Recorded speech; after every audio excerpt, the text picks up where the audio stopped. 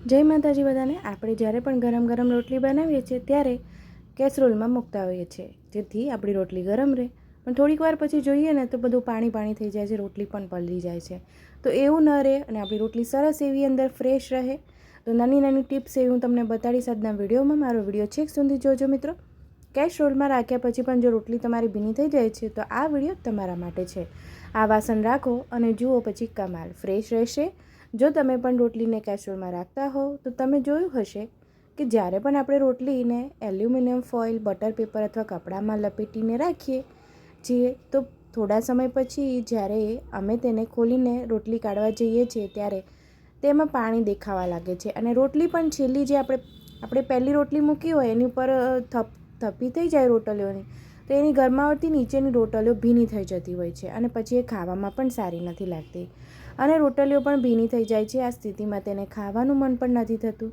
જો તમારી સાથે પણ આવી સમસ્યા થાય છે તો આજે અમે તમને એક વાયરલ હેક વિશે જણાવવા જઈ રહ્યા છીએ જેના કારણે તમારી રોટલીઓ કેસરોલમાં રાખ્યા પછી પણ ભીની નહીં થાય અને એકદમ સરસ ડ્રાય રહેશે, નરમ રહેશે, એટલે કે સરસ એવી ફ્રેશ રહેશે। આ ટિપ્સને તમે મારો વિડીયો છેક સુધી જોજો। ઘણી ઉપયોગી એવી ટિપ્સ જો તમને ગમે તો તમારા મિત્રો સુધી, તમારી ફેમિલી સુધી પણ આ વિડીયો ચોક્કસ શેર કરજો જેથી એમને પણ સારી એવી માહિતી મળે અને ઘણા બધા લોકોની આ સમસ્યા હોય છે જેનું સોલ્યુશન આજે આ વિડીયોમાં મળી જશે। રોટલીને ભીની થવાથી બચાવવાનો વાયરલ હેક। પહેલું છે કે સૌપ્રથમ તમામ રોટલીઓ બનાવીને એક પ્લેટમાં રાખી દો। હવે કેસરોલમાં કપડું એટલે કે કોઈપણ એવું સુતરાઉ કપડું હોય એ મૂકી દેવાનું। એલ્યુમિનિયમ ફોઇલ, બટર પેપર અથવા કપડું પાથરી શકો છો।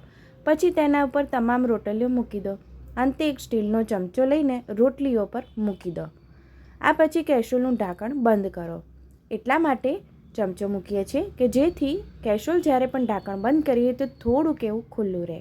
હવે તમે તેનો કેટલો સમય પછી ખોલો એટલે કે થોડાક સમય પછી ખોલો, તમારી રોટલીઓ બિલકુલ ભીની નહીં થાય। આ જાદુઈ મંત્ર જેવું છે। એકદમ સરસ એવી આ ટિપ્સ તમે એકવાર ચોક્કસ કરજો। તમારી રોટલી સરસ એવી નરમ રહેશે, ઉપરથી તમારી રોટલી ભીની પણ નહીં થાય અને ફ્રેશ રહેશે। બીજી હવે એક્સ્ટ્રા ટિપ્સ એ છે કે જ્યારે પણ તમે રોટલીને કપડાં અથવા ફોઇલ પેપરમાં રાખવાના બદલે પહેલાં નીચે કોઈ નાની સ્ટીલની પ્લેટ મૂકી દો અને પછી રોટલીઓ મૂકો। ક્યારેય ગરમ ગરમ રોટલીઓ તરત જ કેસરોલમાં ન મૂકી દો। હંમેશા રોટલીઓને સૂતી કપડામાં લપેટીને રાખો। અત્યારે તો માર્કેટમાં તમને એવું સ્પેશિયલ એવું કપડું પણ મળે છે જેમાં તમે રોટલી કેસરોલમાં મૂકી શકો છો।